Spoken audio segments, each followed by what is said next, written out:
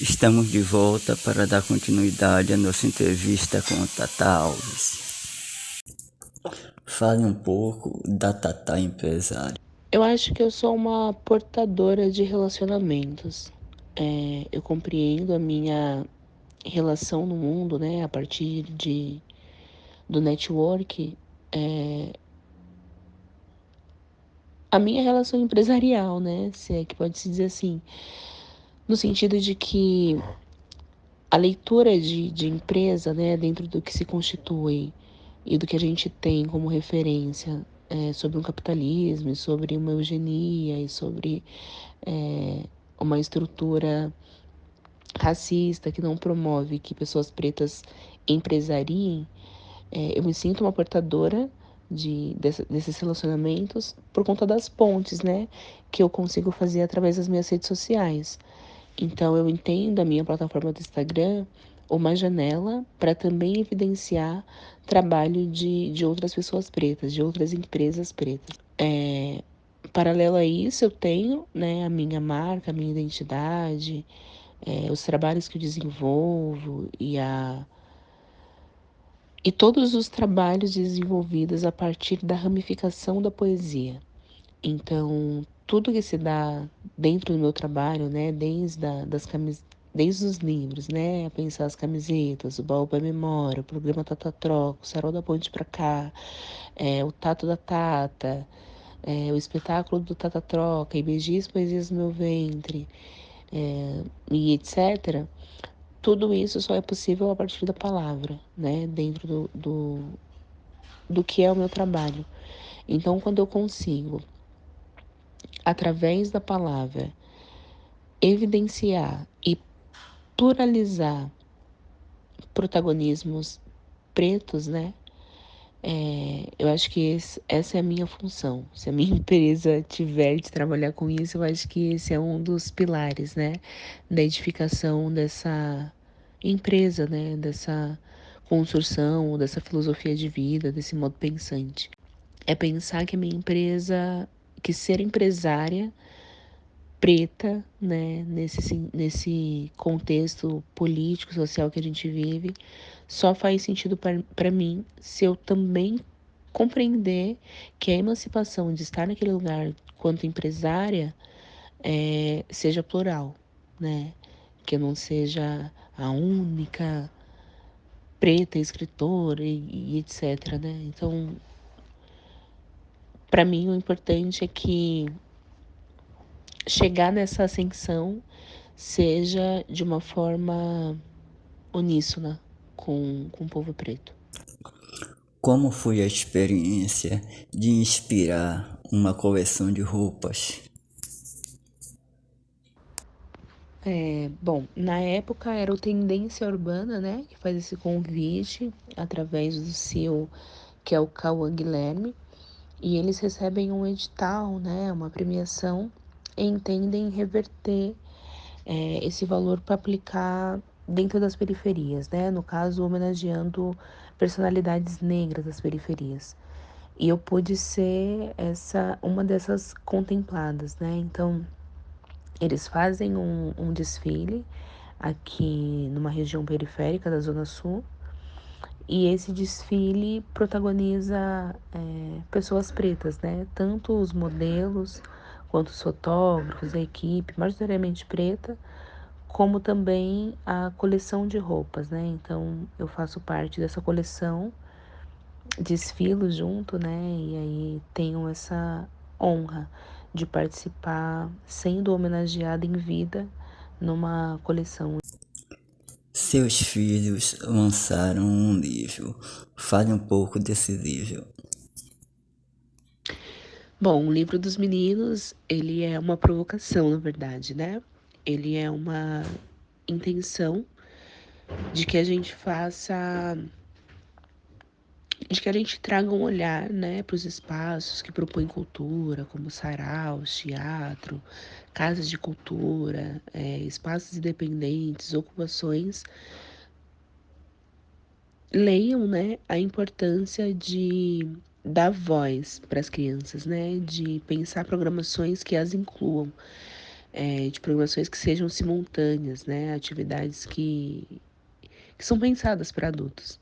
Então, quando a gente fala que as crianças são o futuro da nação e não propicia para elas uma interação, né? A gente acaba que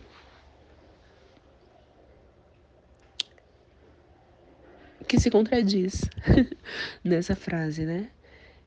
Então, o IBGIS Poesias no Vientre, ele é um projeto pensado nessa relação de protagonizar a vivência, né, das crianças, experiências nos ambientes culturais ou de movimento de arte.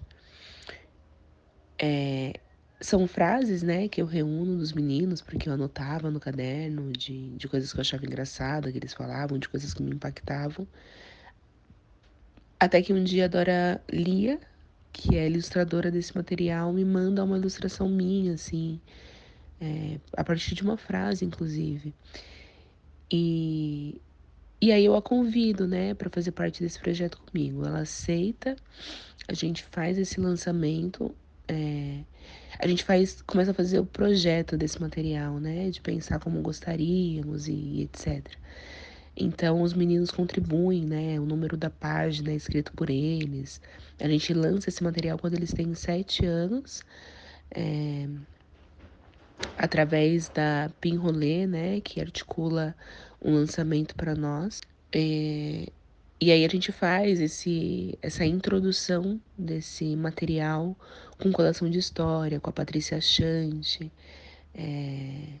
no Parque da Água Branca, né, também a gente realiza esse lançamento lá.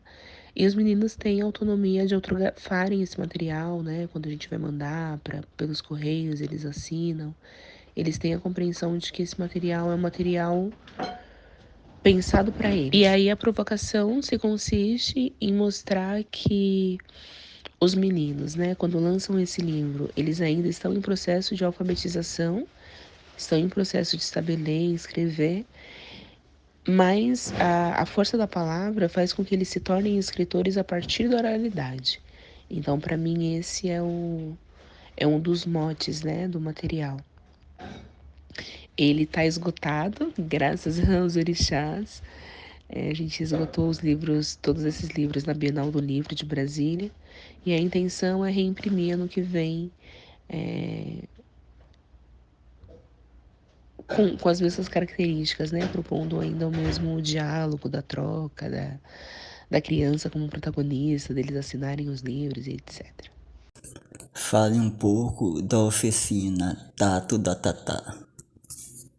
O Tato da Tata, ele consiste em ser uma oficina que prevê, né, tenta proporcionar a mulheres um momento de cuidado, né? Essa oficina ela foi pensada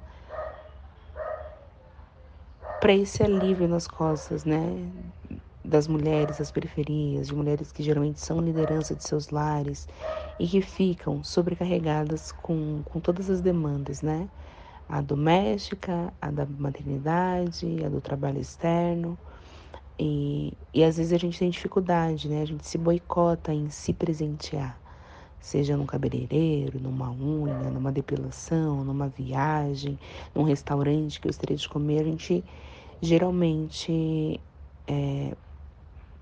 só garante esses acessos depois que a família, né? Que as coisas de casa estão tranquilizadas e nem sempre é possível. Então ele pretende com isso, né, o Tato da Tata, dar um tato, né, um carinho, um aconchego a partir de poesias que vão trazer essa imersão, essa reflexão, essa construção junta de mulheres. É uma oficina que também já foi aplicada com homens, né? A gente já realizou ela com homens, mas geralmente a adesão majoritariamente é feminina. Qual o principal objetivo da oficina Tato da Tatá? O maior objetivo do Tato da Tata é garantir que as mulheres compreendam que não é supérfluo se presentear, que não é supérfluo viver, né, experiências como restaurantes, como viagens, como sair com crush, né, que elas tenham a compreensão de que quando elas fazem isso, na verdade elas estão investindo para aliviar a sua sanidade mental, para ter uma autoestima renovada, né, e atualizada, e com isso poder entregar para dentro de casa é, com mais qualidade, né, com mais carinho, com uma outra perspectiva. Então, de que ela não se sinta. A gente tem um déficit muito grande, né? Geralmente, mulheres que são lideranças de suas casas têm um déficit muito grande de se presentear. É o lance da autossabotagem.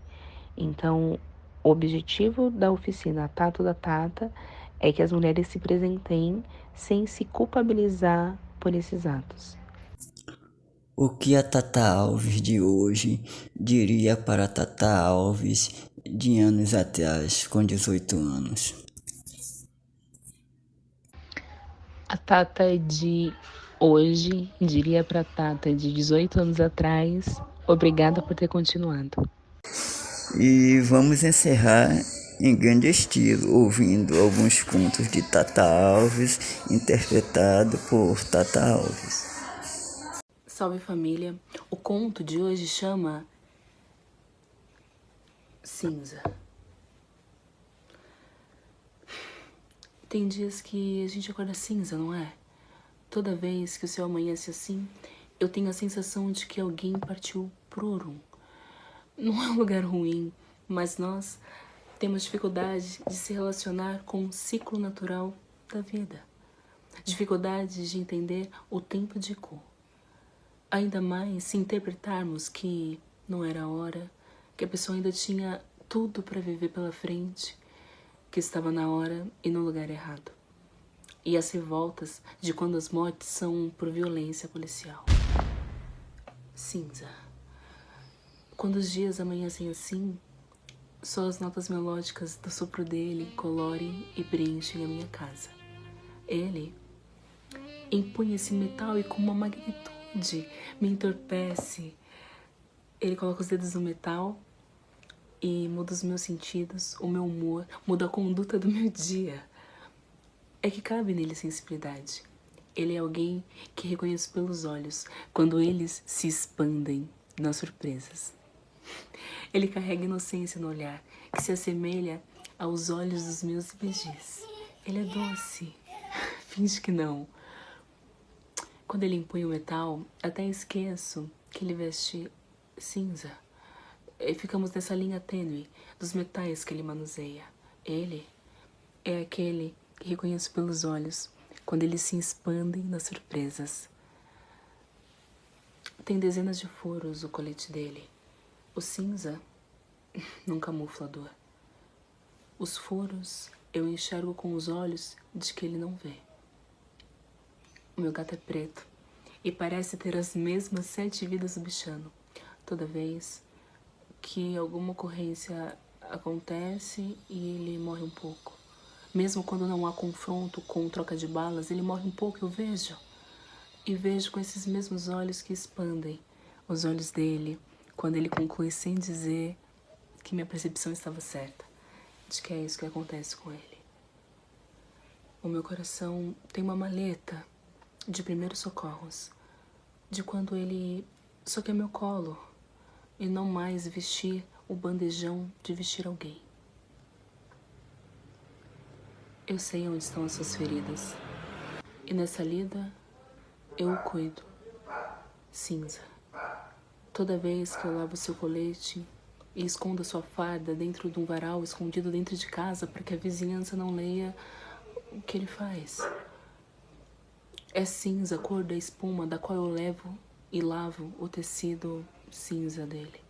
Eu vim aqui falar dele, daquele que eu acessei, daquele que se hipnotiza com o sorriso dos meus IBGs. Ele, que sopra notas em meu ouvido com o instrumento que eu mais venero. Eu também fui essa pessoa que ao som dos racionais ecoou. Não confio na polícia, raça do caralho. Mas quem é o policial preto sem a farda? sem a armadura social. É o mesmo policial que sofre quando ele tá sem uniforme. É o mesmo policial que não é percebido pelo cidadão comum quando está sem farda.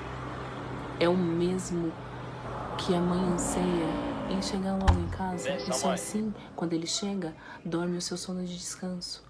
É o mesmo homem preto que precisou ser viril só para a sociedade continuar ostentando o lugar que ele é, que ele precise ser assim. É ele que com esse outro metal na mão não pode falhar. Não dá pra matar um primo só porque tem a mesma cor que ele e a corporação o lê suspeito. É ele que volta pra minha casa pelas manhãs e as minhas maçãs do rosto se afloram com a checada dele.